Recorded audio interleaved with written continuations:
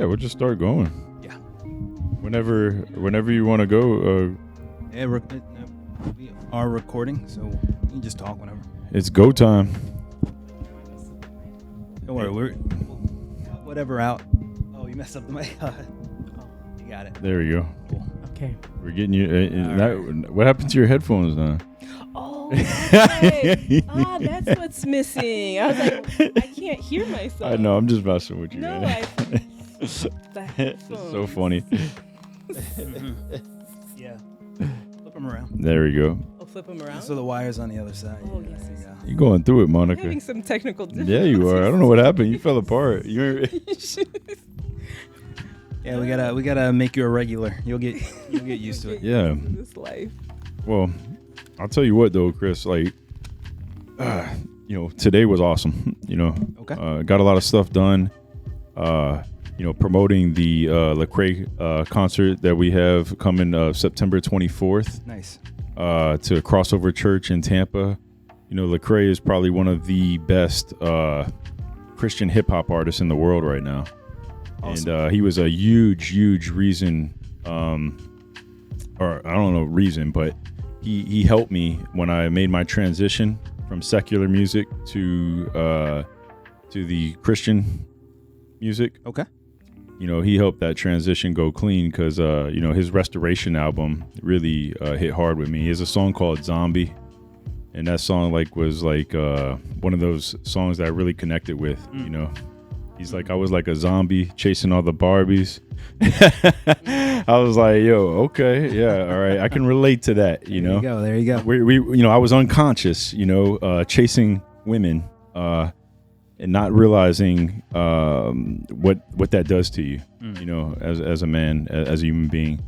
But yeah, so Lecrae coming here. So we kind of, Monica rode with me today, and we went around Tampa, going to different churches. We went to Idlewild Church. We went to what's that one in Brandon?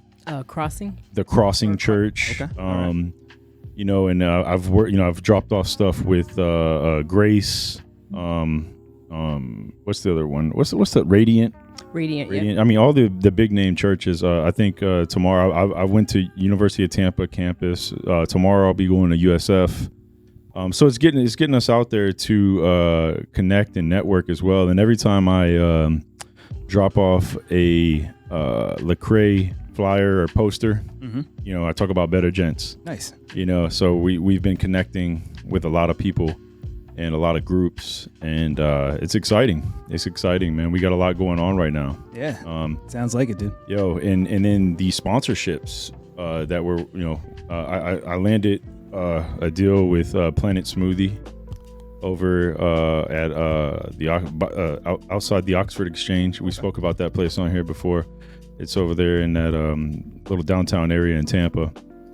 And man, it's just incredible, man. Like, things are coming together, and it's fun. Revelations Cafe, another spot that we're working with. We're gonna do a Hope and Healing pop-up event, a poetry and testimony night there, October 1st. Revelations Cafe is like a very unique venue, plant-based food, delicious smoothies. I mean, they got everything, but it's going to be really interesting. We're going to do pancakes and coffee. Yeah, but they do interesting pancakes, though. They have a plant-based sausage McGriddle sandwich. No way. That Robbie makes. Robbie's one of the owners, another dude, and Mia's the wife. Man, maybe one day we get them on the show. That'd be really dope, man. Yeah, Their story is just phenomenal, man. I mean, he was a homeless heroin addict, and she married him. Yeah, I think you mentioned that. Yeah. How awesome is that? That's insane. And he's just like, man, and they've just been following God, man. And it's like, their stories are just incredible. So when I first went there, when my dad had high blood pressure, we left the hospital. We went over there. I met Robbie, and then I told them I do poetry, and they wanted to do a poetry night. So all of a sudden, though, it's come together where Janine Johnson, the woman that runs Hope and Healing Ministries, which we've had her on here, wanted me to reach out to Revelations Cafe and put together this Hope and Healing pop-up. event, and all of a sudden that poetry that I told them that I do, now I'm gonna be the host. Okay. For so we're gonna be having poets there and musicians, and it's gonna be great. Probably gonna have a saxophone player there. I'm looking at a guy named Adrian, man. He's phenomenal saxophone player. He's supposed to be working with us for another event as well. But man, it's just so powerful, man. You got a lot going on, huh? Well, we do. We got a lot going on. Like, our network is growing, man, and it's just exciting. Yeah. It's exciting times. This is just the foundation of what's to come. And I just think that the more we connect and grow and build with businesses, the more we can touch lives and help people. We have a mental health day coming up on October 10th. That I'm gonna do a little poetry there too. That's gonna be pretty dope. Awesome. But bringing together vendors and sponsors there as well. It's a little down. I believe it's at Curtis Hickson Park. I have to check it again. But man, it's just really neat, man. Just bringing everybody together. And Monica kind of rode around with me today, and we hit different spots. We went over to well, actually, the day started off. She met me at 6 Element Barbershop. I was supposed to get my beard cut. I was late. I had to cancel that. Okay. But still looks good. Yeah, thanks, man. Yeah, no cut today, but that's okay. I had to let it go. And then from there, we're driving, and I think we were about to go to the mall for something, and we see a dead raccoon on the road. Well, not dead, but injured juvenile raccoon. It looked like it was dead. But we stopped, and it was like breathing, like it was breathing barely. But we picked it up, we put it in the truck, and which was kind of weird, but and then we started looking for a place to bring it. Yeah. Which was, like, everybody's like, no, we don't take raccoons. Every place we called, but then they would say, well, try this place. They give us a number. So we tried like 4 or 5 different numbers. Yeah. Finally, this one lady says, yeah, we got what was the name of that place? It was called Vet Emergency. Vet Emergency over there on Bears and 275. They actually have a raccoon veterinarian there. No way. Yes. I was like, you got to be kidding. Okay. Like specialist for raccoons. A specialist for raccoons. Like, Yeah. I was like, what? Yeah. So we went there, and man, that place is awesome though, man. Like, just some beautiful people, beautiful hearts. And they said that the owner, man, he's just a great guy. I haven't got a chance to speak with him, but I'm sure that will come. But man, they were just phenomenal, man. I was shocked, because a lot of people were denying us, of course, like a raccoon. We're like, man, what do we, should we just put them back? Like, at least we took him out of the street. Right. And I'm just like looking back, and like, he starts like moving a lot, bro. Okay. He was like Monica was like, he's moving a lot. Like I was like, so I started thinking about like movies. So I started getting a little scared. I was like, I hope he doesn't like pop up all of a sudden, like jump on my face or something. I'm thinking like, Hollywood, Yeah. So you had him in the back seat? Yeah. Well, he was just like, I had pushed the back seats up, but I had him on the floorboard. I'll show you a video. Yeah. I'll show you a video, but I had him on the floorboard, and I'm looking back, and like, I guess as he started to become more conscious, because he was cooled down, he wasn't that heat anymore, like on the street. Right. As we were driving, because I had to make a stop at the crossing and drop off those Lecrae posters. Sure. Yeah. But as we're driving to the spot, like we're on 275, he's moving a lot back there, and I was like, man, like, he's flipping over. Yeah, he's flipping I was like, over. oh, he's good enough. Like, he's to looking flip. up. I was like, man, I guess he's like coming out of his unconsciousness, See, I thought you put him in the truck bed. No. He was in the truck with us. He was in the truck. Yeah. Interesting. Yeah. Wrapped him in my Buccaneer blanket. All right. Blood and everything, huh? He was cute though. He was cute, man. He was a juvenile. He wasn't like a baby. But he wasn't full grown. But yeah, he was like a little cute guy, man. And he, when we had picked him up off the road, he pooped himself. There's poop all over it. Like, I guess when you're scared, you get hit, man. Yeah, oh, yeah, He got the crap knocked out of him, literally. Literally. Literally, man. Wow.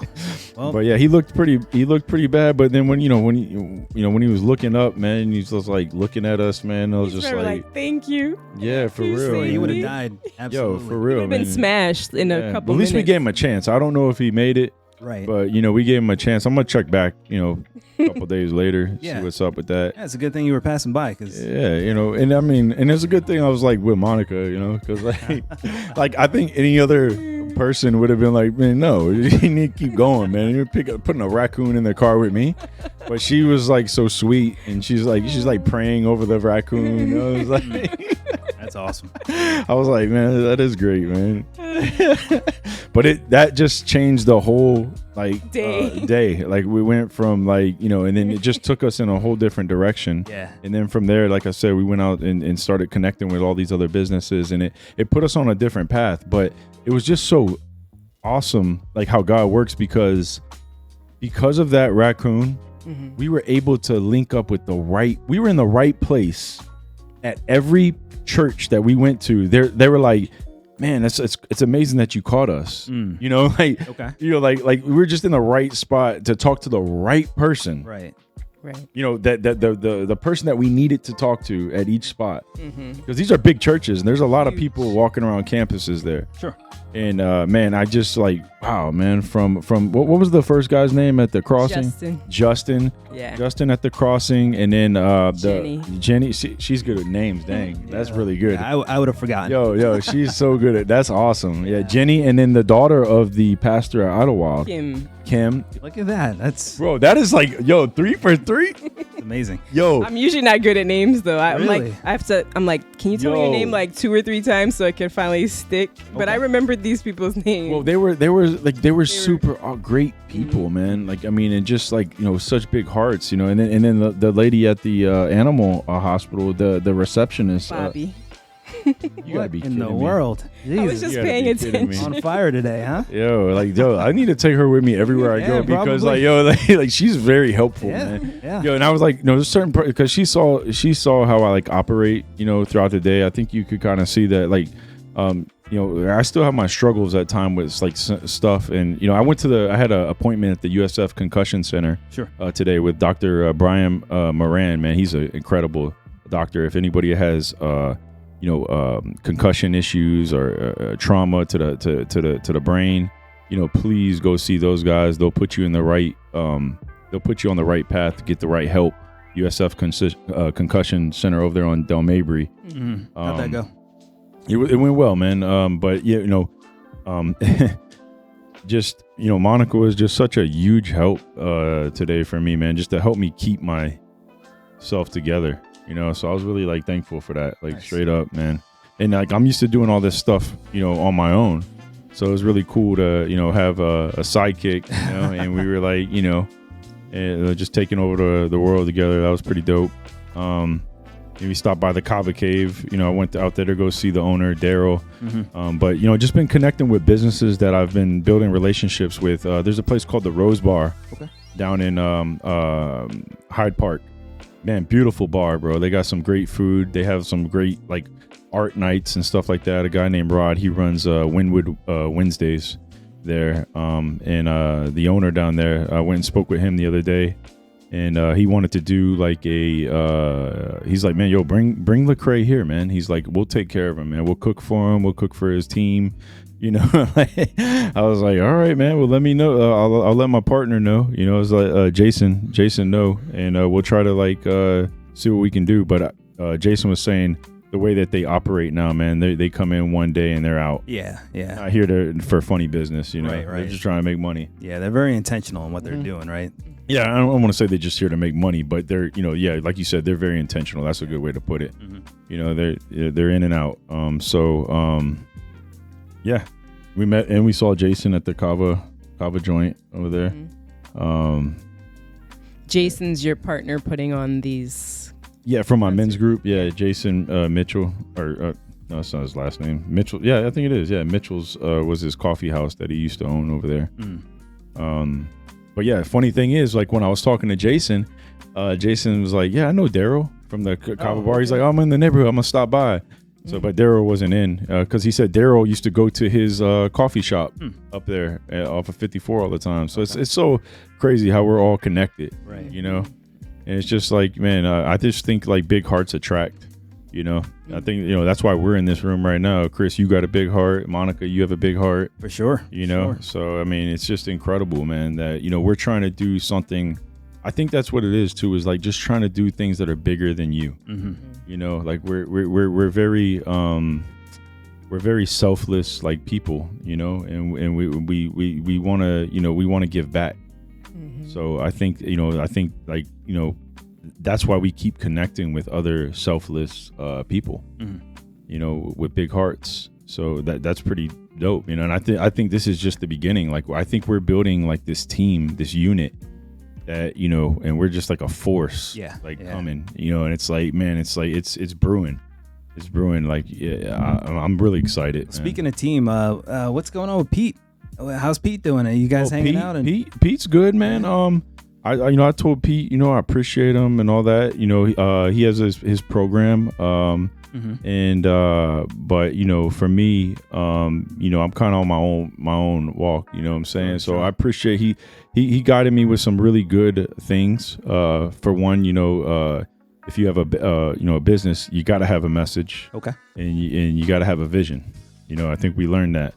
So, you know, we're still developing ours as well, with the Better Gents. But I think we kind of agreed that, you know, we love having multiple perspectives from different men and women and of all ages and ethnicities to create growth. Yeah. You know, so we want to hear what everybody has to say. And we don't think we're not worried about the accolades or what your title is. You know, we just, you know, everyday people, man, we want to hear your story. We want to, you know, like in my book, everybody's special. I agree with that, right? We don't want to alienate any specific viewers, right? So having different perspectives, having different people on, I would agree with that. You know who does that best? Joe Rogan. I mean, that dude, you know, he's not about anything specific. And he's the best. He is the best. I would probably, you right? Would you agree that he's the top dog? I would think so. From a podcasting perspective, absolutely, man. He's a great interviewer. He can sit down with anyone and talk to anyone about anything, right? Yeah. So he's not pushing a specific agenda. You know, it's not an echo chamber in his podcast. It is just, hey, come on my show. We'll do an interview. We'll talk. You know, and it always turns out great. And I kind of have that vision for us as well. Ooh, I like that. You know, so but I do appreciate Peter for dropping those seeds. It's unfortunate that we recorded a podcast with him and Jabari from Channel 10. We lost the audio, and the audio didn't work, so we weren't able to. We have to get them back on the show if we can, if it lines up. For sure. Of course, you know, we're really open to that. Yeah. But yeah, man, Pete, you know, he did push us in a different in a direction to be more intentional, and I really appreciated that from him. You know, and I support like his business. You know, he's you know, he his business is called Unshakable. And, you know, he examines a man's heart, and he gets out of you what's already inside of you and puts it in front of you and says, yo, what's stopping you from doing it? Go do it. You know, that's what you want. If that's what you truly want to do, go do it. Yeah. You know, and it was kind of like when we talk, you know, like for sure. with the podcast and, you know, and things like that. So, man, it's like, you know, everybody is such a crucial piece in these puzzles, you know, to each other in the world. You know, everyone's a crucial piece. Like that message or that thought could be the defining moment that takes you in a whole different direction. That someone, you know, like little deliveries, these little messengers, you know. Man, there was something that we spoke about the other day, Monica. I took some notes as you were speaking. No. And you were talking about, like, you know, you said that one of the things that Monica said the other day, she says, see, people get Jesus misunderstood sometimes because Jesus was no punk, you know. That's what she said. She said he was a lion, you know. And she's like, but they always look at the lamb side, right? And she said, but Jesus was a lion. You know, he confronted like religious leaders, you know, when they weren't doing right. You know, he was very bold. You know, he wasn't passive. You know, and you know, he was focused. You know, Jesus the lion. You know, these are my notes here. All right. You know, what would you say on that, Monica? Is there anything you'd like to add to that? Because I know you were pretty fired up about that subject. I would just say, because like, depending on our experiences and what we're taught and what we're exposed to, people, you know, they form their own concept of who God is. And so from what I've seen is that so many people just want to focus on little baby Jesus in the manger. Like, he was the lamb that took away the sins of the world. And you're like, sweet little Jesus, you know. But I was like, but we neglect the part that he's a lion and he's to be feared and reverenced, and he's powerful.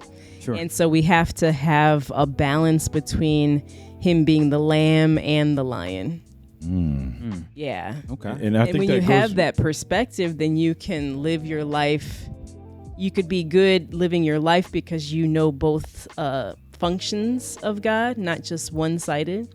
Because some people just see God as this big old guy with the white beard, and he's like ready to strike you down if you make a mistake. And so a lot of people see God in that way, and they don't see him in this loving way he's like, I care about you and I love you. So it's like people go from one extreme to the next, where it's like they either think he's mad at them, he's ready to strike them down, or they're just like, oh, well, Jesus loves me, so I could just do whatever I want because he's loving, and he won't really care because he's love. But if we have a balance of both sides of him, then it keeps us in line. Okay. And it keeps us having like a healthy relationship and a healthy view of him. Absolutely. You know, and I think like, you know, us as like Christian men as well, like carrying that inside of us as well. Like we have to be bold when we see something that's not right. We need to speak on that. It doesn't necessarily mean that we got to go fight someone or we got to pull guns or something, but we need to make them conscious of what they're doing. And I think that's really what one of the huge problems is right now is passiveness. Agreed. And we got to stop being passive, man. We got to start letting, when we see something that's not right, we need to make them aware. It doesn't necessarily mean that we got to get in a brawl. Just let them know, hey, dude, that ain't right what you're doing there. Yeah, keep it moving. You're right. That's it. A little message. Good men aren't passive men. Right? Yeah. You can't be passive and be considered a good man. You have to take action as a man. But like a lot of people are passive aggressive though, which is a problem. What is that? A problem. Yeah. So it's like they won't confront you and say something in love, of course, not like, you know, in a bad way, but instead of doing that, they'll just like retaliate and get revenge like on the down low in a quiet, sneaky way. Ooh, be like, how can I mess up this person's life? Instead of just being bold enough to be like, well, let's confront this and let's just like nip it right here and try to fix this and resolve it. But instead they'll just be like, you don't even know that you offended them. And then months or years later, you don't. Yeah, it'll come out that he's like, oh, you made me mad by you said this, and I was offended by that. And you're like, well, why didn't you just tell me instead of harboring this bitterness and it grows as growing in your mind and in your heart when it could have just been dealt with. And so people are passive aggressive instead of just being upfront. Yeah. Yo, that's a very great point. Yeah, that you know, even with the this show, like me and Chris, you know, we've had to have some, you know, difficult talks at times, you know, but we keep pushing through. You know, like, and we keep, and that's one thing I really respect, you know, is when you know, men, you know, we can talk to each other and point out our flaws and say, you know what, okay, give me a second to think on that. But you know, then we come back together and we're like, okay, you know, okay, I can adjust that. You know, I can do that. You know, that's what true love is, though. Yeah. True love is like, that's a good point. Telling the person like what they can improve on, or, you know, whatever. And then not being offended by it and be like, okay, let me think about that, chew on it, and then let me try to be better. And because you love me, you brought it to my attention instead of it just going on. Oh, yeah. Yeah. I mean, I've been guilty of being passive aggressive, especially with me too. Like ex-girlfriends. Oh, yeah. I mean, in relationships, that tends to happen, right? Because you don't want to really have those hard conversations with the person you're with. You don't want to offend them, but at the same time, when you don't speak up, then you're just harboring that stuff, and it's going to affect the relationship, over time. And it's never a good thing. It's never a good thing, especially as men. Not to say that women get a pass on being passive aggressive, but I think as men, we need to be more upfront, or we definitely need to be upfront. We can't be afraid to be upfront, right? Whether it's in the workplace, whether it's in a relationship, we got to say what it is that, we need to say. Your friendships as well, like David said, we talk very candidly to each other, and it's for the best, right? If we kept anything to ourselves, it's obviously going to affect how we work together in a negative way, but it's better to get it out there, talk about it, and get past it. Absolutely, man. I completely agree. And then, I think people, to touch on what you guys are saying, when someone brings something to your attention, be careful, not to get angry and because that will, when they correct you, because that will push them away from correcting you again, and you actually kind of need that correction. Yeah. Just say, okay, I'm gonna think, like Chris says, I'm gonna think about that, man. I got some things to think about. That's a good way to handle it. We don't need to handle this right now. Okay, you spoke your mind, and now, and then let's take a break. We'll talk about it later, and then, meditate on it, whatever you got to do, and it's and I think sometimes people want to answer too quickly. Yes. It's yo, hold on. Yo, what are we doing right now? I've been doing this for, this long, and I need to answer by, I'm giving you 1 week. Nobody likes that. Right. When you talk to me like that, dude, that automatically triggers me. Oh, yeah. I'm like, oh, yeah? We'll show you. Yeah. How about I'll give you an answer right now? You're not going to like it. Yeah, exactly. Hey, guys. Thanks for tuning in. You can catch all of our episodes on YouTube and Spotify at Better Gents Podcast, and follow us on Instagram, TikTok, and Twitter at Better Gents Pod. Thank you, and take care.